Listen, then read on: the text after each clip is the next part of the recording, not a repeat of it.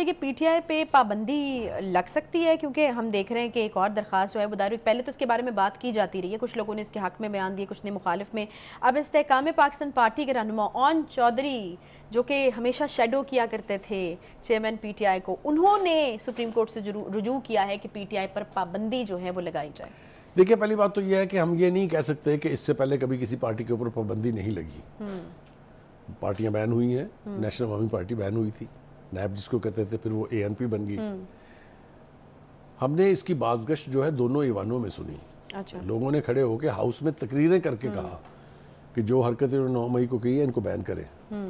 लेकिन मुझे खुशी इस बात की है कि चाहे वो लीडरशिप पीपल्स पार्टी की थी, चाहे वो पीएमएलएन की थी, चाहे वो जेयूआई थी, उन सब ने खड़े होकर कहा कि हम पार्टी पर पाबंदी लगाने के हक में नहीं है। आपके सामने है ना, ये अच्छी बात है, क्योंकि वो तो नहीं कह रहा, लेकिन वो समझते थे कि अगर आज यहाँ पाबंदी लगेगी तो आगे कल कहीं और उनके गले भी पड़ सकती है। देखिए, बात यह है कि अगर आपसे सियासी गलतियां हुई हो तो आपको बैन नहीं करना चाहिए। जिन लोगों को बैन किया गया था उनसे सियासी गलतियां हुई थी। आप मुझे ये बताएं, उनमें से कौन चढ़ दौड़ा था मियाँ वाली एयरबेस के ऊपर जहाज़ों को आग लगाने के लिए पेट्रोल बम्बों से? किसने मुल्क के जो बहुत बड़े शोहदा, जो जिनको दुनिया ने तस्लीम किया, उनकी शहादत को भी, उनकी बहादुरी को भी, उनके मुजस्समे तोड़े थे, उनकी तस्वीरों के ऊपर लाठियाँ और जूतियाँ बरसाई थी?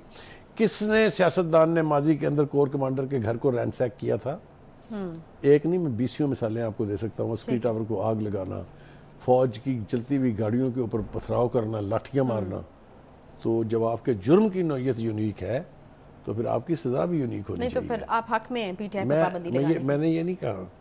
मैंने पहले आपकी बात को एंडोर्स किया कि यस, पार्टियों पर पाबंदी नहीं लगनी चाहिए, लेकिन इसका हरगिज मतलब ये नहीं है कि उस पार्टी के जो लीडर्स हैं उनके जुर्म भी माफ कर दिए जाए। अच्छा, वो नहीं होने चाहिए। अच्छा, यानी आप कह रहे हैं कि पार्टी जो है उस पर पाबंदी लगनी चाहिए, लेकिन जहां से ये प्लानिंग हुई अगर उसके नाकाबिले तरदीद, जैसा कि कहते रहे हैं कि नाकाबिले तरदीद सबूत मौजूद हैं, तो फिर एक्शन जरूर होना चाहिए। करेक्ट, आप बिल्कुल ठीक कह रही हैं। ठीक है, ऐसा ही होना चाहिए। आप कोई -1 वाला फॉर्मूला करते नजर आ रहे हैं मुझे। लेकिन मैं आपको एक अर्ज करूं, मैं नहीं कर रहा, मैंने थोड़ी किया। मैंने पिटीशन की, पिटीशन लेके कौन गया है? वो जिसको आपने कहा, जो खान साहब के साया होते थे, जो कासिम के अब्बा के साथ साथ चिपके रहते थे, वो गए हैं। मैंने तो इसकी सियासी तौर पर और इखलाकी तौर पर मुखालफत की है कि बैन नहीं होनी चाहिए पार्टी, लेकिन देख रहे गया कौन है? वो जिन पत्थरों को हमने अता की थी धड़कने, जब बोलने लगे तो हम ही पर बरस पड़े।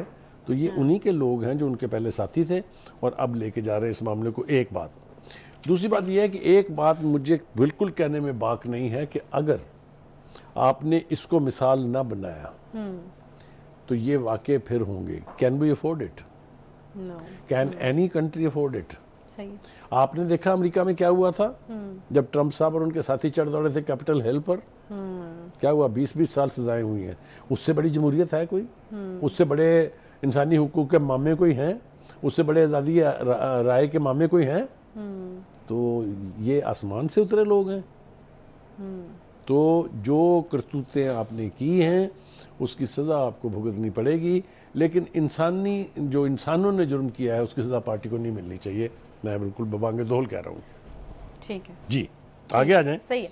मरीम औरंगजेब ने भी बात की है। उसने बात नहीं की है, उसने तो बातें की हैं, उसने लाठीचार्ज की है। वो तो जो आज शुरू हुई हैं, वो कल से वो 1.25 घंटे तक बैठी रही हैं टीवी की स्क्रीनों पर विराजमान होके, और उन्होंने एक एक बात याद कराई है खान साहब को भी और खान साहब के हवारियों को भी। उन्होंने कहा, अब बताएं चोर चोर डाकू डाकू की गिरदान करने का क्या जवाब था आपके पास? ठीक है, अभी एक और इसी तरह की बरियत होगी और वो है पनामा केस वाली। अच्छा। क्योंकि उसके अंदर ना उनका नाम था पनामा में, ना उनके खिलाफ कुछ साबित हुआ। आपको अकामा घड़ना पड़ा, माइंड माई वर्ड्स, अकामा घड़ के आपने उनको घर भेजा है। ठीक है, और उनकी नाहली जो है वो तमाम तर रवायात के बरक्स, आइन की स्पिरिट के बरक्स आपने लाइफ के लिए कर दी। और अब तो खैर कानून बन गया कि वो 5 साल के लिए है, और उनका रास्ता हमवार हो गया है कि वो आए और आके अपना सियासी रोल जो है वो प्ले करे। यानी तो यहाँ एक बात मैं कहता चलूँ, वो ये कि कुछ अर्सा पहले से ये गुफ्तगू शुरू हो गई थी कि जी लेवल प्लेइंग फील्ड होनी चाहिए। नवाज शरीफ साहब को भी आगे हमने खुल जब के ये खेलना प्रोग्राम चाहिए। शुरू किया था ना, जी जी तभी से जी बिल्कुल जो याद है। वो आपने ये तो बात मेरे ख्याल से वो की उस वक्त जो लगता था कि शायद ये किसी दीवाने की बढ़ है, वो आज हकीकत होती हुई हमें अपनी आंखों के सामने दिखाई दे रही है। यानी हाँ, इस फील्ड को लेवल प्लेइंग फील्ड बनाने के लिए कोई 1 साल लग गया। हाँ, टाइम लग गया, शुरू किया था और जो जिन्होंने सफर किया उनकी सफरिंग्स बढ़ गई, लेकिन अल्टीमेटली वो कहते हैं ना कि all is well that ends well. सही। अगर सही फैसले अब हो रहे हैं तो पिछले गलत हुए फैसलों का अजाला हो जाएगा। अल्लाह करे कि ऐसा ही हो। एक छोटा सा ब्रेक लेते हैं जी, ब्रेक वापस आते हैं, साथ रहिए।